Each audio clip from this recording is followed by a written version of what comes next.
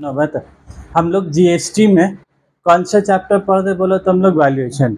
इस चैप्टर का मेन मुद्दा क्या है ना वो समझ लोगे पहले। हालांकि हम थ्योरी तो कुछ बात हम यहाँ लिखा दिए, चैप्टर का मेन चीज़ समझोगे तुम लोग। वैल्यूएशन, ये लोग बोलने का तुम्हारा मतलब क्या बोल रहा है वैल्यूएशन का। इन लोग का कहना है कि जीएसटी जो हम लोग लगाएंगे ना 18%, 12%, ये किस अमाउंट पर लगाएंगे जीएसटी, किस बिल का जो अमाउंट लगाएंगे किसके ऊपर में।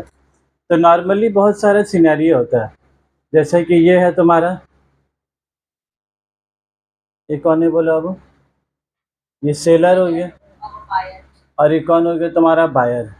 तो ये इसको सामान बेचेगा, तो ये जिसको सामान बेचेगा ये इसको बनाएगा क्या, तुम्हारा टैक्स इनवॉइस।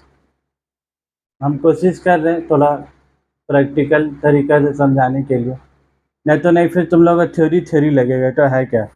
तो ये जो बिल इसको बनाएगा, तो बिल जब बनाएगा तो बिल में बहुत सारा अमाउंट जोड़ेगा, ठीक है। तो यहाँ पर जैसे गुड्स बेचा, जितना यूनिट बेचा, मान लो 1000 यूनिट सामान बेचा, 1000 यूनिट सामान का दाम 50 रुपया, तो 1000 इंटू 50 कितना हो गया बोलो, 50,000 रुपया।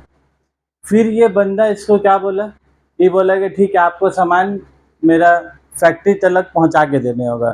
तो ये बोला ठीक है, तो सामान का दाम हुआ, फैक्ट्री तक पहुंचा के दीजिएगा तो आपको डिलीवरी चार्ज देने होगा। क्या देने होगा, डिलीवरी चार्ज देने होगा। तो डिलीवरी चार्ज ये बंदा बोला कितना, 5,000 रुपया देंगे, कितना मान लो 8,000 रुपये डिलीवरी चार्ज का बात हुआ। तब मुद्दा का बात क्या है, ये जो 50,000 रुपया है, समझोगे बात है, ये जो 50,000 रुपये इसका पर में 18% जीएसटी लगेगा। ये जो 8,000 रुपये डिलीवरी चार्ज है, क्या 8,000 के ऊपर में जीएसटी लगेगा, क्या 8,000 रुपये के ऊपर में जीएसटी नहीं लगेगा। तुम लोग कल्ले हिला रहे हो, नहीं लगेगा। किताब में क्या लिखा हुआ, बुक में प्रोविज़न में, कि ये डिलीवरी चार्ज का पैसा ये इसको सामान दे रहा है, तो ये डिलीवरी चार्ज का पैसा देगा कौन, ये अपने पॉकेट से देगा 8,000 रुपया कि बायर इसको देगा, बायर देगा। तो लोग क्या बोला, मतलब बायर इसको पैसा कितना देगा, 58,000। बायर कितना पैसा देगा बोला, 58,000। तो बोल रहा जब बायर ये पैसा देगा तो 58,000 को हम लोग क्या बोलेंगे, तुम्हारा ट्रांजैक्शन वैल्यू। इस क्या बोलेंगे हम लोग, तुम्हारा ट्रांजैक्शन वैल्यू। तो यहाँ पर ही 50 और 8 मिलाकर तुम्हारा कितना क्या बोला, 58,000 रुपीज़। तो जीएसटी जब तुम्हारा लगेगा ये पूरा 58,000 के ऊपर में लगेगा। और ये 58,000 को, ये 58,000 को ये लोग टेक्निकल वर्ड में, ये लोग 58,000 को टेक्निकल वर्ड में लोग क्या बोला, तुम्हारा एसेसेबल वैल्यू। ये लोग क्या बोले इसको, तुम्हारा एसेसेबल वैल्यू। क्योंकि जब तक तुम एसेसेबल वैल्यू नहीं निकालोगे ना, ये जो जीएसटी लगाना तो बहुत आसान है भाई।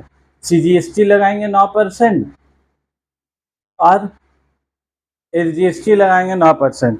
तो 9% जो तुम मल्टीप्लाई करोगे ना, किसके साथ करोगे, 50,000 के साथ करोगे कि 58,000 के साथ। जब तक तुम ये वैल्यू करेक्ट नहीं निकालोगे, ये परसेंटेज अमाउंट भी तुम्हारा क्या गलत निकलेगा। तो इस चैप्टर में लोग का खुसूसी स्पेशल ध्यान किसके ऊपर है बोला, वैल्यूएशन के ऊपर में। इन लोग का मेन क्या है, इन लोग का भी क्या ना 9% लगेगा कि सीजीएसटी लगेगा कि आईजीएसटी लगेगा। अब ये चैप्टर में ये लोग का मकसद नहीं है पढ़ाने का, ये चैप्टर में मकसद है जो बिल का अमाउंट होगा, तो बिल का अमाउंट होगा कितना, तो ये इसको पैसा कितना देगा बोलो, 58,000। अब इसमें और तरह तरह की चीज़ें लोग क्या है डाले, तो एक चीज़ हुआ, एक चीज़ लिख के हम समझा दिए। अब इसमें एक चीज़ और ऐड करना है। अब जब ये सामान इसको बेच रहा है ना, तो इसको सामान जाएगा बहुत दूर, मुंबई जाएगा, ट्रक से जाएगा मुंबई। अभी बंदों को डर किस बात का है कि सामान रास्ता में चोरी हो जाएगा, लॉस्ट इन ट्रांजिट भी हो सकता है, या कुछ सामान ब्रेक डाउन भी हो सकता है।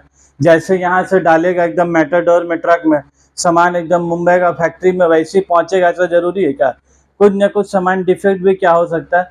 अब प्रॉब्लम क्या है कि मान लो 50,000 में से 2-3 हज़ार का सामान डिफेक्ट निकला, पूरा बर्बाद नहीं हुआ, थोड़ा सा डिफेक्ट निकला, तो 2-3 हज़ार रुपये बेयर कौन करेगा। सेलर बोल रहा हम नहीं बेयर करेंगे, सेलर बोल रहा हम जब ट्रक में माल लाता तो हम पूरा अच्छा से करके दिया, ये बोल रहा आप अच्छा से करके पैकिंग करके दिए, लेकिन मेरा पास तो सामान 50,000 का नहीं ना पहुंचा, मेरे पास तो पहुंचा 48,000 का। तब ये बोल रहा हम 2000 रुपये देंगे ने, और ये बोल रहा हम 2000 रुपये लेंगे। तब बीच में तो झमेला चल रही बात को लेकर। ये सब प्रैक्टिकली झमेला का एकदम चलते ही ये सब बात को लेकर। तो झमेला को दूर करने के लिए बीच में कौन आया बोला? इंश्योरेंस आया। झमेला को दूर करने के लिए कौन आया? इंश्योरेंस चार्जेस आया। तो ठीक है, 2000 रुपया का सामान हो सकता है कि खराब हो, टूट जाए, तब इसका इंश्योरेंस चार्जेस। तो ये क्या बोला? ठीक है, हम सामान के इंश्योरेंस करवा के आपको दे रहे, और आपको ज़्यादा रुपये नहीं देना, सिर्फ 150 रुपया देना है। कितना देना? मतलब 50,000 रुपये का सामान में खाली कितना रुपये इंश्योरेंस देने वाला? 150 रुपया। तो अभी 150 रुपया देने के लिए रोग अभी दे देगा, अभी इसका कोई प्रॉब्लम नहीं होगा। तो जो 150 रुपया सेलर बेयर कर रहा है कि बायर बेयर कर रहा है? बायर बेयर कर रहा है। अगर ये इंश्योरेंस चार्जेस ये बेयर करता, मतलब ये इसको 50,000 दे देता, ये 50,000 में ही 150 रुपये निकाल के इंश्योरेंस कंपनी को देता, तो फिर उस जगह में इंश्योरेंस चार्जेस को हम लोग ट्रांजैक्शन वैल्यू नहीं बोलते। लेकिन यहाँ पर इंश्योरेंस चार्जेस का पैसा कौन दे रहा? तुम्हारा बायर। जब बायर तुमको पैसा देगा, तो फिर ये पैसा कर लो किसकी डेफिनेशन में चाहे? तुम्हारा transaction value. Accessible value of a supply shall be क्या लिखा बोलो? Transaction value. लेकिन अगर ये 150 रुपये हम क्या बोला? सेलर देता है, बायर बोल रहा हम 50 रुपये दे रहे हैं आपको, उसके अलावा हम और कुछ नहीं देंगे। तो बोल रहा हम 50,000 देंगे, डिलीवरी चार्ज देंगे 8, तो टोटल ट्रांजैक्शन वाले कितना होगा? 58,000। तो जीएसटी किसका पल है? 58,000। लेकिन ये 150 रुपये सेलर बोल रहा हम बेयर नहीं करेंगे, हम आपको सामान दे दे रहे हैं, इंश्योरेंस आप करवा रहे हैं, आप सामान लेके जा रहे हैं, आप करा रहे हैं, आपको जरूरत है। नहीं तो बोलिए हम बिना इंश्योरेंस का सामान दे देंगे, अब 2000 का सामान टूटे, 10,000 का सामान टूटे, सब आपका जिम्मेदारी है। तब बायर डर से बोल रहा नहीं भाई, 150 रुपये ही ना लगेगा, 50,000 का तो सामान का हिफाजत होगा ना कम से कम, तो 150 रुपये देने के लिए इसके रेडी। तब इस जगह में आप बोलो अभी सब कुछ जोड़कर तुम्हारा एसेसिबल वैल्यू कितना हो गया? 58,150। तो अब जब जीएसटी लगेगा तुम्हारा, तो अब जब अब सीजीएसटी आई, जीएसटी तुम लोग पढ़ चुके हैं।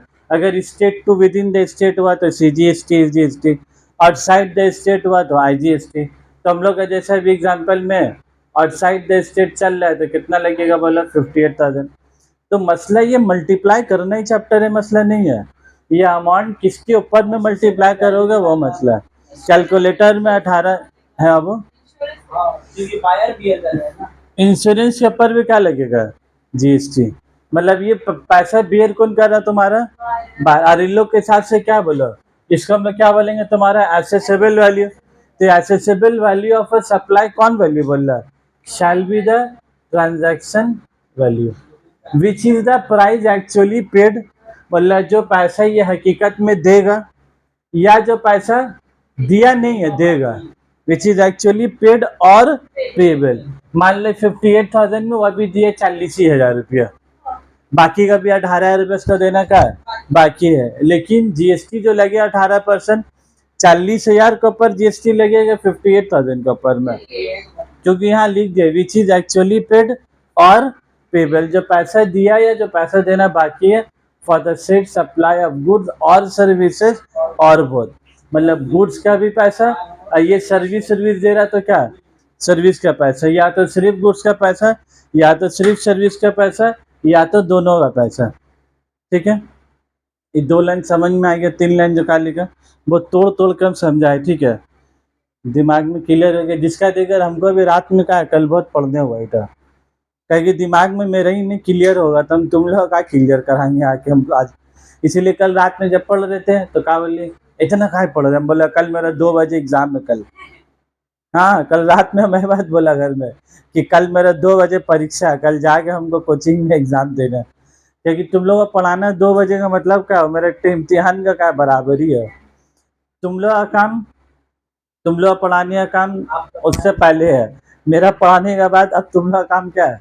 अब शुरू होगा। लेकिन तुम लोग शुरू करोगे ना, तुम लोग जब तक मौत का फरमान आएगा ना, जब तक तुम लोग का पढ़ाई शुरू नहीं करोगे।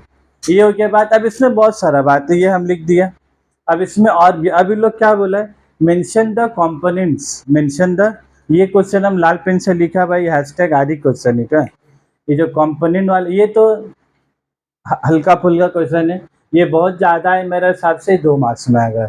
उससे ज़्यादा इज्जत का क्वेश्चन ही नहीं होता। व्हाट इज एसेसिबल वैल्यू में तुम ऐसा क्या लिख दोगे? ठीक है, 2 मार्क्स से ज़्यादा का सवाल।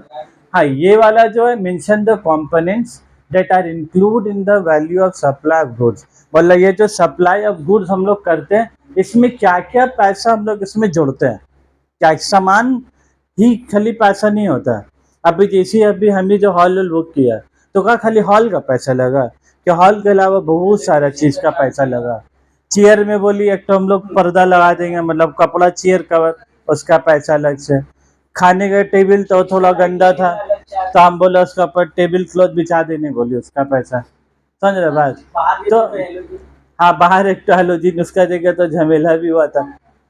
अपने लोग का जो साइन बोर्ड है हॉल का, चलो उसमें बत्ती नहीं जल रहा है, जलाओ उसमें बत्ती, 2 बत्ती लगा के ठीक कर। नहीं, हमको बोली आप अलग से একটা हेलोजिन लगाइए, उसका आपको 300 रुपये देने होगा। तो अपने तो भाई खुद का घर है, खुद का मेन गेट है, जो हॉल का नाम लिखा, बोल नहीं सकते वीडियो में, जो हॉल का नाम है, उसका तो बत्ती जलाओ कम से कम। उसका बत्ती बेटा खराब हो गया, और हमको बोली अलग से तो बत्ती लगाएंगे, उसका पैसा देने होगा। नहीं, हम लगाए नहीं था बत्ती। अब तुम लोगों को फर्क पता भी नहीं चला। हॉल रोशनी इसलिए था क्योंकि स्ट्रीट लाइट ऑलरेडी वहां पर था, तो हम देखा कि उधर लगा के पैर। अब हॉल का दरवाजा इस तरह पे, आप इधर हेलोजिन मारिए, हेलोजिन मारी क्यों दीवार में, तो साला उधर से तो आधा ही रास्ते में हेलोजिन की रोशनी खत्म हो गया, हॉल तक तो रोशनी नहीं आ रहा, तो अब लगा के करेंगे क्या उस चीज का? तो इन लोग वही बोल रहा है, मेंशन द कंपोनेंट्स, मतलब खाली हॉल का एक तो पैसा नहीं है, उसके अलावा बहुत सारा छोटा छोटा चीज का तुम्हारा क्या है। तो जब जीएसटी लगेगा तो खाली हॉल का भाड़ा का ऊपर नहीं लगेगा, जितना टोटल वैल्यू होगा उसके ऊपर लगेगा। तो mention the components accessible value. तो मेंशन द, अभी तो तुम भी छोटी बहन का भी शादी तुम्हारा हो रहा ना, बड़ी बहन का भी देखोगे, फिर जितना बजट किया हो ना उसका डबल कर दोगे। ठीक है, और अगर डबल करके रखे हो तो फिर उसका एक और ट्रिपल कर दोगे, क्या कि जितना बजट होगा उससे ज्यादा पैसा खर्चा होगा। हाँ, मजाक नहीं कर रहे भाई, फैक्ट बात है एकदम। तुम बजट बढ़ाते रहोगे, साला बजट बढ़ते रहेगा, घटेगा ही नहीं। तो देखो लोग क्या बोला तारा, mention the components that are included. तो एक चीज हम तुम लोग को क्या बोला, पहले पॉइंट इन लोग क्या बोला, बोलो टैक्सेस एक्सक्लूडिंग जीएसटी। हमको एक बात बताइए, लोग कितना फालतू बात बोला तुम लोग को, टैक्सेस एक्सक्लूडिंग जीएसटी। हम लोग ये जो एसेसिबल वैल्यू निकाला है, क्या इसमें ये 18% जोड़ कर निकाला है कि 18% छोड़ के निकाला है?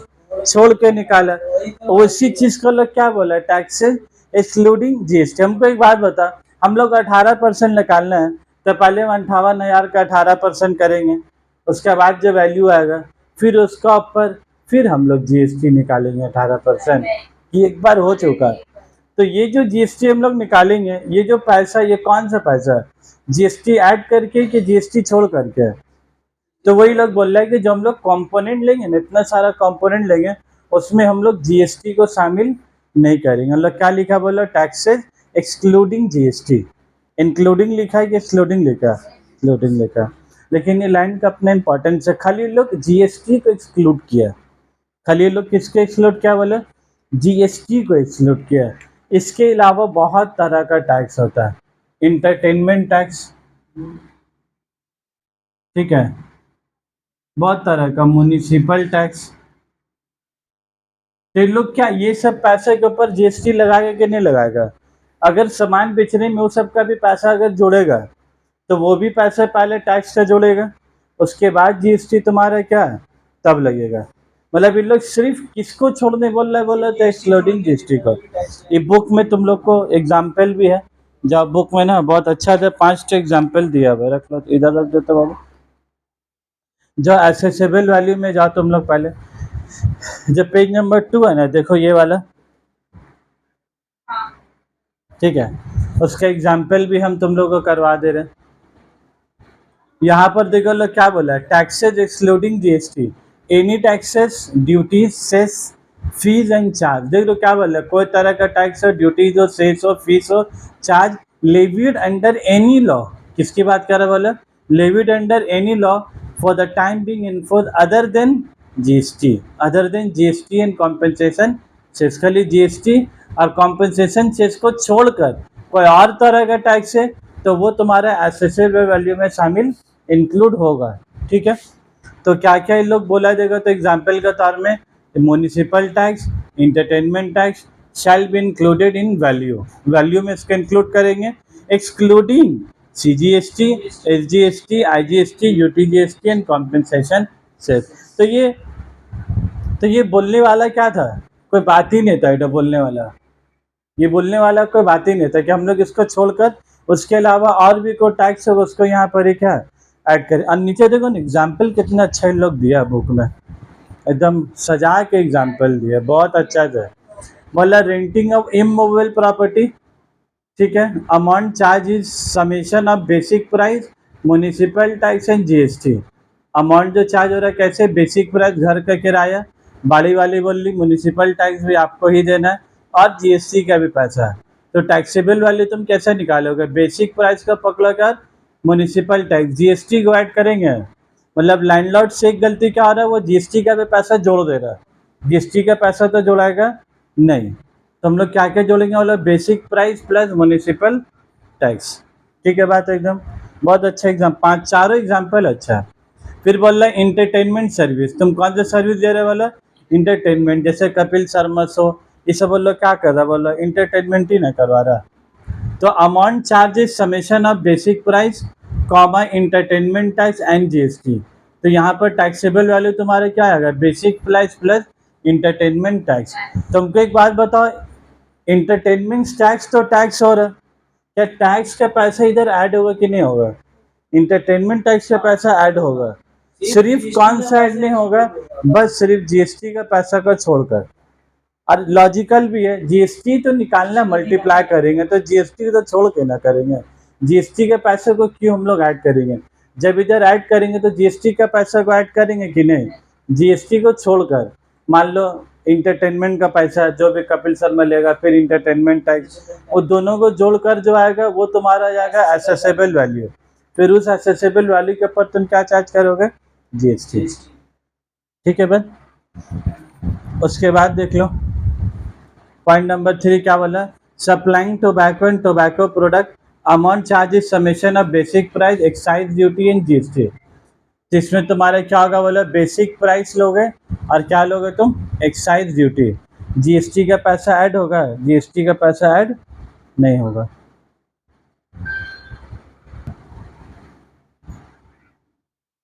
उसके बाद देखो सप्लाइंग टोबैको हो गया, वैसे लोग क्या बोला तुम्हारा, transportation of passenger by airlines amount charges basic fare, user development fees, passenger service fee, fuel surcharge and GST। तो लोग GST का पैसा GST को छोड़कर बेसिक फेयर लेंगे, डेवलपमेंटल फी लेंगे, पैसेंजर सर्विस लेंगे और फ्यूल, ये सबको जोड़कर तुम्हारे क्या निकल जाएगा बोलो, एसेसेबल वैल्यू, एसेसेबल वैल्यू आ जाएगा, उसके ऊपर तुम क्या लगा दोगे, GST। अब इसमें सेकेंड कंपोनेंट तुम्हारा क्या, incidental expense in relation to supply. ये जो सप्लाई कर रहा है ना सामान, इस सप्लाई में सामान और इसके अलावा म्यूनिसिपल टैक्स और इंटरटेनमेंट टैक्स, इसके अलावा और कुछ खर्चा है जो उस सामान की सप्लाई से जुड़ा हुआ है, जिसको लोग क्या बोला तुम्हारा, इंसिडेंटल एक्सपेंस, मतलब वो सामान भेज रहे हैं तो ही वो खर्चा हो रहा है और सामान नहीं देगा तो खर्चा नहीं होगा। तो इंसिडेंटल एक्सपेंस में तुम्हारे लोग बहुत अच्छा एग्जाम्पल दिया, कुछ टाइप का पैकिंग होता है यहाँ पर ही, जैसे यहाँ पर हम लोग सामान का चार्जेज है ना, तो इंश्योरेंस चार्ज के अलावा यहाँ पर लोग क्या बोलेगा कि सामान का जो दाम है, सामान का दाम तो जुड़ गया, 1000 यूनिट 50 रुपया करके कितना हो गया तुम्हारा, 50,000 रुपया। अब इंसिडेंटल एक्सपेंस हम लोग क्या बोलेगा कि आपको जो हम लोग सामान दे रहे हैं, हम लोग को पैकिंग का पैसा देने होगा, क्या जिसका पैसा बोलो, पैकेजिंग का पैसा आपको अलग से देने होगा, बस्ता कार्टून का पैसा का अलग से। तुम देखो दुकान वगैरह में सामान खरीदे, तुम बेच दिए, अब तुम इतना सामान लेके जाओ कैसे, लास्ट टाइम तुमको अपना बस्ता प्लास्टिक घर से या तो लेके जाओ तो पैसा नहीं लगेगा, अगर लेके नहीं जाओगे तो वो तुमको क्या बोल रहा है, ठीक है हम थैला बस्ता देंगे 20 रुपया लेंगे, तो उसका अलग से अलग पैसा ले, मान लो 100 रुपया लिया तो 50,000 और 100 कितना तुम्हारा 50,000 100, तो ये तुम्हारा क्या निकल जाएगा बोला, एसेसेबल वैल्यू। तो जीएसटी जो तुम्हारा लगेगा 50,000 के ऊपर में कि 50,000 100 के ऊपर में। तो पैकिंग का बहुत लोग बहुत ज़्यादा पैसा नहीं लेगा, पैसा ले लेगा तो बायर भड़क जाएगा। चलो 50, अब मान लो 1,000 रुपये पैकिंग का लेगा, तो 50,000 रुपये में 1,000 रुपये पैकिंग का देगा तो झमेला हो जाएगा वहाँ पर। ये तो बचता दाम सब का दाम 20 रुपये 50 रुपये 100 रुपये का होता। ठीक है भाई, तो बोला इंसिडेंटल एक्सपेंस। तो एक बार बुक से भी पढ़ लो तुम लोग पहले। इंसिडेंटल एक्सपेंस में क्या लिखा है तुम्हारे इन लोग, incidental expense including commission and packaging charged by the supplier to the recipient of a supply shall be added in accessible value।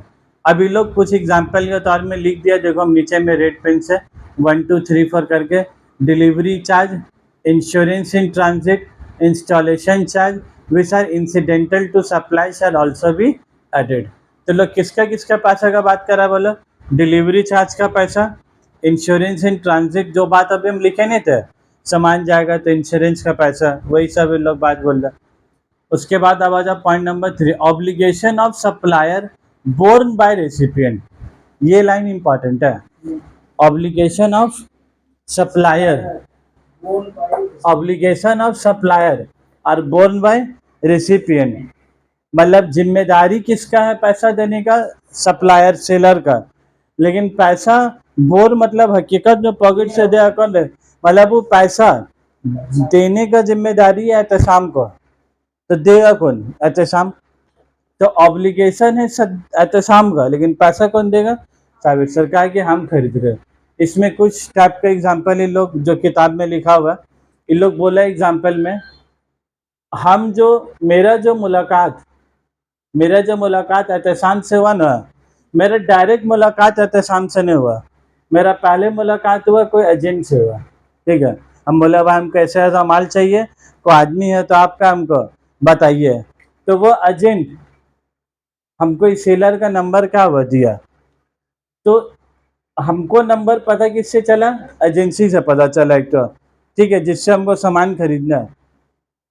बात देखो बाबू, नहीं तो समझ में नहीं आएगा। Obligation of supplier borne by recipient, तो मेरा मुलाकात सेलर से डायरेक्ट नहीं हुआ, किसके थ्रू से हुआ, एजेंसी हुआ। कमीशन देने का बाद किसका हुआ, सेलर देगा एजेंसी को कमीशन, क्या कि कमाई किसका आ रहा है, एहतसाम का आ रहा है, सामान बेच रहा है तो कमाई किसका आ रहा है, एहतसाम का आ रहा है, तो कमीशन इसके ऊपर में देना किसका चाहिए था, सेलर का। तो ऑब्लिगेशन ऑफ सप्लाई, कमीशन देने का जिम्मेदारी किसको, एजेंसी को, सप्लायर को है, लेकिन पैसा बेयर किसको करना पड़ा तुम्हारा, बोर्न बाय रेसिपिएंट को। तो बोल रहा अगर इस केस में भले से कमीशन का पैसा देना सेलर को चाहिए, कमीशन का पैसा दे रहा कौन, तुम्हारा बायर दे रहा है, तो फिर जब ये एसेसेबल वैल्यू निकलेगा तो पैकिंग चार्ज के अलावा ये कमीशन का भी पैसा इसमें क्या होगा, मान लो ऐड होगा। तो 50,000 प्लस 2,000, तो जोड़ के तुम्हारा कितना क्या बोला, 52,100। तो अब जब जीएसटी लगेगा तो सामान के ऊपर लगेगा कि कमीशन का पैसा भी जुड़कर, इसी लोग बोला obligation of supplier borne by recipient. ठीक है, बात एकदम क्लियर। चलो उस वाला पढ़ लो, खाली सेंटेंस इंग्लिश में लिखा हुआ, any amount that the supplier is liable to pay in relation to such supply but which has been incurred by the recipient of the supply and not included in the price shall be added to accessible value। तो बोलो उस पैसे को count करेंगे तुम्हारा added to accessible value। इससे भी तुमको समझ में आ गया। अब नंबर डी क्या लिखा है तुम्हारा, बोलो any amount charges for anything done by supplier. बोला एनी अमाउंट चार्ज है, any amount charge for anything, charge है ना लिखा हुआ, डी है ना, any amount charge for anything done by supplier, हमने एक्चुअली चार्जेस लिख दिया ना, एनी अमाउंट चार्ज मतलब आज का डेट तो वैसे ही हो गया, ये इसके लिए कुछ भी कर रहा है। ठीक है, इसके लिए कुछ भी कर रहा है, ये कुछ भी करेगा, सबका पैसा anything done by the supplier, और उस पैसा को क्या कर रहा हूँ, चार्ज कर रहा है। आज का डेट में सामान का दाम इन लोग क्या किया, घटा दिया, एसी का दाम क्या हुआ, घटा दिया, एसी का दाम पहले था 60,000 रुपया, अभी हो गया 40,000 रुपया। सब आदमी दौड़ते हुए चले गए एसी लेने। ले बेटा जब एसी लगाया तो आप बोल रहा आपको जो लोहा का हुक है, वो जो लोहा जिसके ऊपर लगेगा उसका पैसा देने होगा, जो सादा वाला पाइप हो जो घर से निकल के जाएगा वो सादा वाला का देने होगा, फिर एसी से जो पानी निकलेगा उसका पाइप का देने होगा। वो जोड़ डाल के बेटा कितना गया 55,000 रुपया। इसी का दाम कितने का 60,000 से घट के 40,000 हो गया।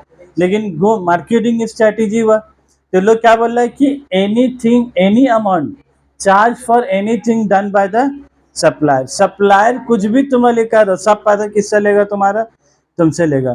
तो जब जीएसटी चार्ज होगा पाइप का, एक एक तो नट बोल्टू का भी पैसा का है जोड़ के लेता है, जो नट स्क्रू जो टाइट भी कर रहा उसका भी पैसा का लो जोड़ के अलग से ले रहा है।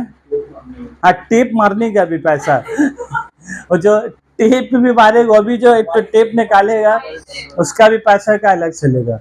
तीन लोग का गल है any amount charge for anything done by, ये सप्लायर कुछ भी करेगा सबका पैसा लेगा और सबको पैसा को जोड़ के तुम्हारा क्या निकल जाएगा, एसेसेबल वैल्यू निकल जाएगा। और एसेसेबल वैल्यू निकालने के बाद फिर तुम्हारा काम कितना सन बचेगा, जीएसटी 9% और जीएसटी 9% लगाना।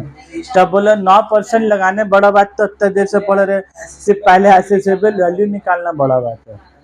एसेसेबल वैल्यू ये जब तक तुम्हारा बिल बनाना भी कम बड़ा बात नहीं बा। बहुत आदमी लोग बिल बनाने को हल्का में लेता है, लेकिन बिल बनाना इनवॉइस बनाना भी इतना आसान काम। हाँ एक बार दो बार सीख जाओगे तो उसके ऑफिस में तो वैसी तरीके से क्या है बिल बन रहा है। तुमको तो नाच नाच के पूरा इंडिया का बिल नहीं बनाना है, तुम जो ऑफिस में ज्वाइन करोगे वही उसी का खाली बिल बनाना है सुबह से रात तक। तो एक दिन दो दिन तुम काम समझ गए किस तरीके से बिल बनना है, तो बाकी का 365 दिन का वैसे ही बिल बनेगा। ठीक है, तो लोग एग्जाम्पल में क्या लिखा है देखो तो तुम्हारा होश गुम हो जाएगा। अभी एग्जाम्पल में क्या लिखा लो, बोले अगर वजन नाप रहा उसका सामान का, वजन नापने का भी क्या है अलग से पैसा। Any amount charge for anything done by the supplier, example में क्या लिखा है बोलो, वेटिंग चार्जेस, वजन करने का भी क्या है वो अलग से पैसा लेगा। उसके बाद देखो इंटरेस्ट, इंटरेस्ट का बाद हाँ इंटरेस्ट तो बहुत आसान सा चीज़ है। इंटरेस्ट क्या है तुम्हारा बोलो, जब बात हुआ इसको पैसा देगा तो बात हुआ था कि ड्यू डेट के अंदर में पैसा देने का, ड्यू डेट का अंदर में 25 दिन 15 दिन का आपको एक तो ड्यू डेट दिया गया। आप जैसे खरीदे मान लीजिए 2 मई में, तो आप 15 दिन जोड़ लीजिए 17 मई के अंदर में आपको पैसा का दे देना है। लेकिन अगर ये बंदा उसको 17 मई के अंदर में अगर पैसा नहीं दिया तो वो उससे क्या चार्ज करेगा बोलो, इंटरेस्ट। तब बिल का अमाउंट में इंटरेस्ट का भी पैसा तुम्हारा क्या होगा, जिसको इंटरेस्ट बोल लो या तो तुम उसको क्या बोल सकते हो बोलो, लेट पेमेंट। इंटरेस्ट के भी नाम से बोल सकते हो या तो लेट पेमेंट। तो लेट पेमेंट कितना चार्ज क्या बोला, आज के लिए स्कूल स्कूल सभी जगह क्या है, चल स्कूल में भी नियम कर दिया इतना तारीख तक पैसे नहीं देने से क्या है फाइन लगेगा। तो इंटरेस्ट का भी पैसा क्या हो तुम्हारा है, तो 50,000 52,000 कितना हो गया बोलो, 52,000 से बोलो सामान 50,000 का बढ़ते बढ़ते कितना हो गया 52,600 हो गया। तो इंटरेस्ट का पैसा भी किसको देना होगा, बायर को। बायर के लोग बायर बोल रहे हैं कि बायर के लोग रेसिपिएंट बोल रहा, बोला था रेसिपिएंट इन लोग के हिसाब से ज़्यादा इन लोग सेफ साइड खेल रहा। आजकल नियम पीएम जो बना रहा, कौन बायर हमको सब बात नहीं मालूम। आप सामान रेसिपिएंट बोले, हाँ बोले आप टैक्स दीजिए, बोले हम नहीं खरीदा तो लिए क्या तब सामान अपना हाथ में। तो जो रेसिपिएंट होगा उसको जीएसटी का पैसा का है। तो बायर एक अलग चीज़ हो, रेसिपिएंट अलग हो, लेकिन सरकार क्या बोल रहा है, अगर तुम रेसिपिएंट है तो तुमको उसका पैसा क्या है देना पड़ेगा। क्लियर है बात। अब ये जो लास्ट वाला पार्ट है सब्सिडी, ये बहुत अहमियत पार्ट है।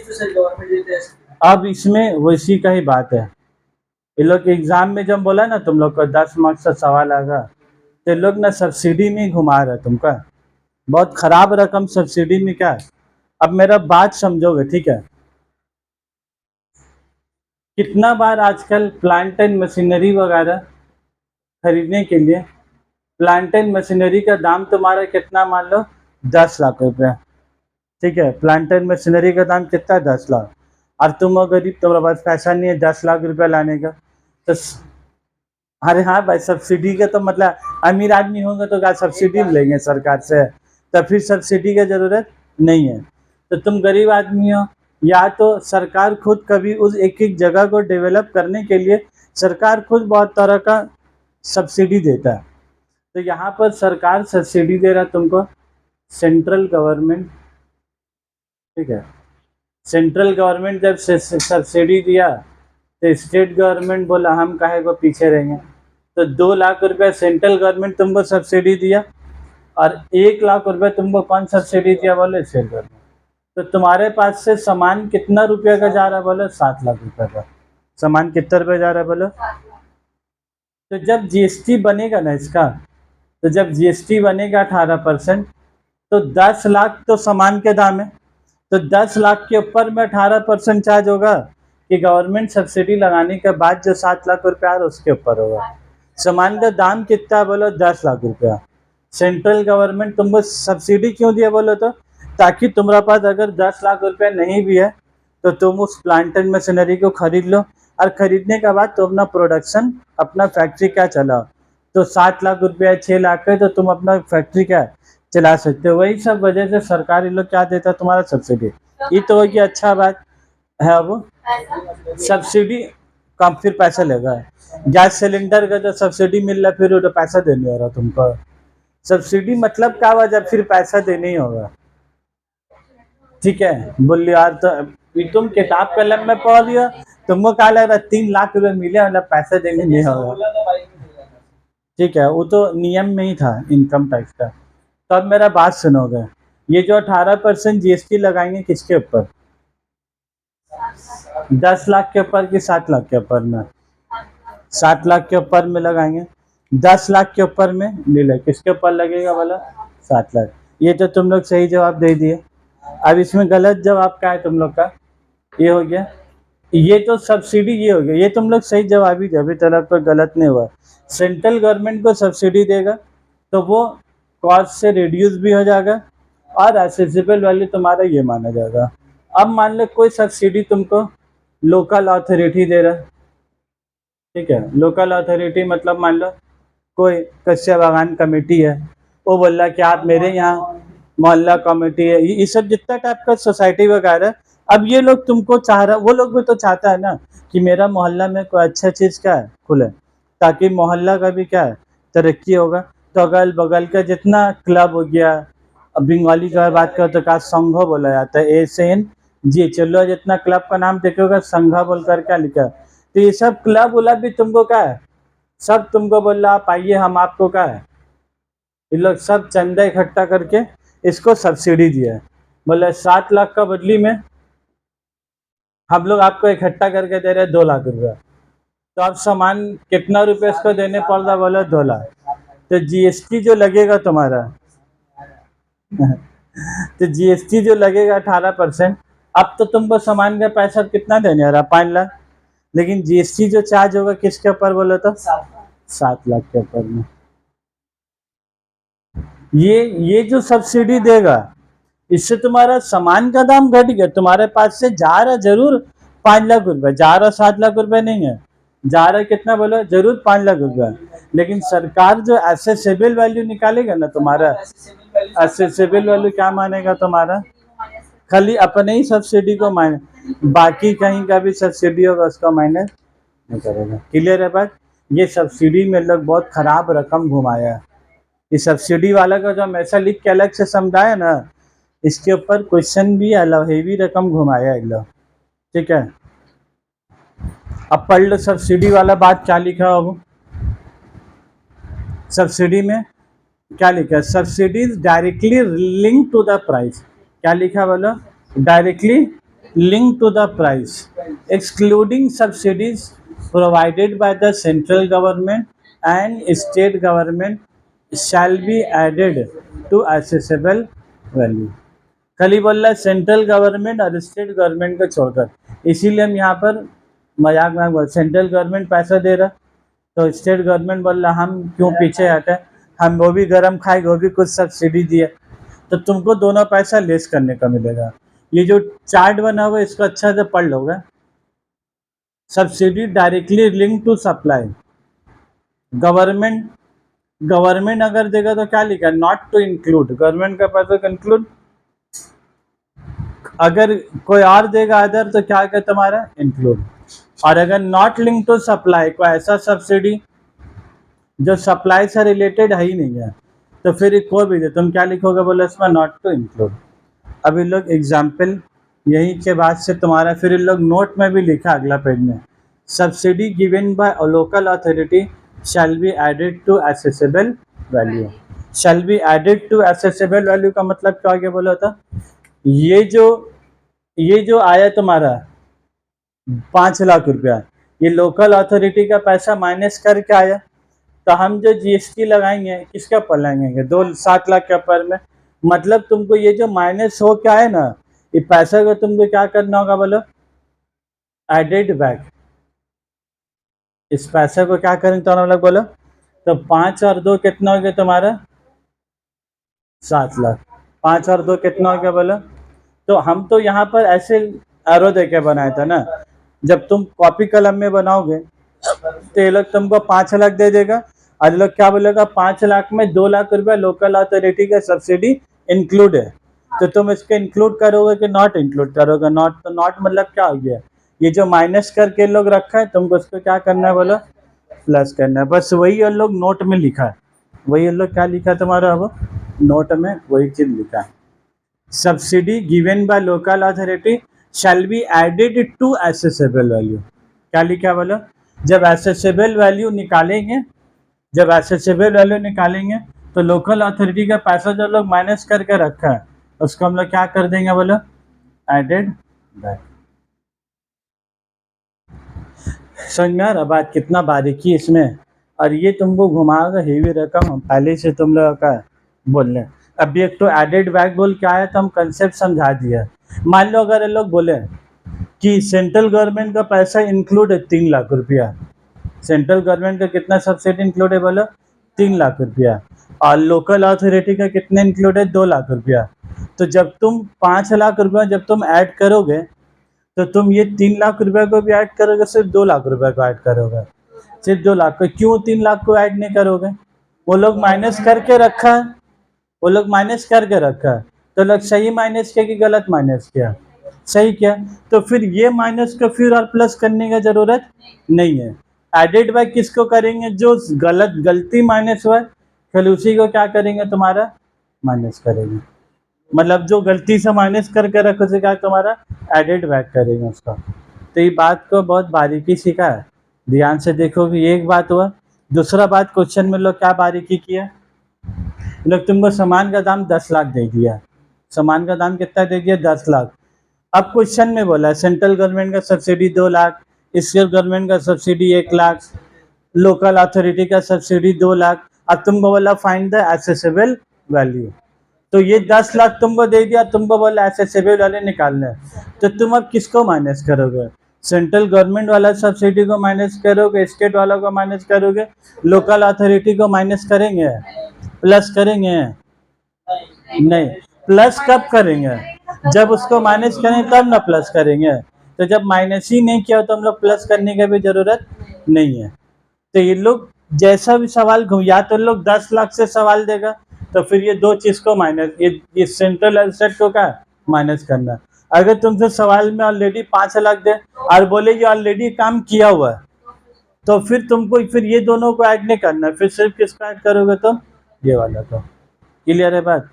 तो तुमको सवाल पढ़ के एकदम सावधान इंडिया तरह क्वेश्चन को का तुमको पढ़ने होगा कि कैसा तुमको माइनस करना है कि प्लस करना है, यही जगह बार बार घुमाएगा।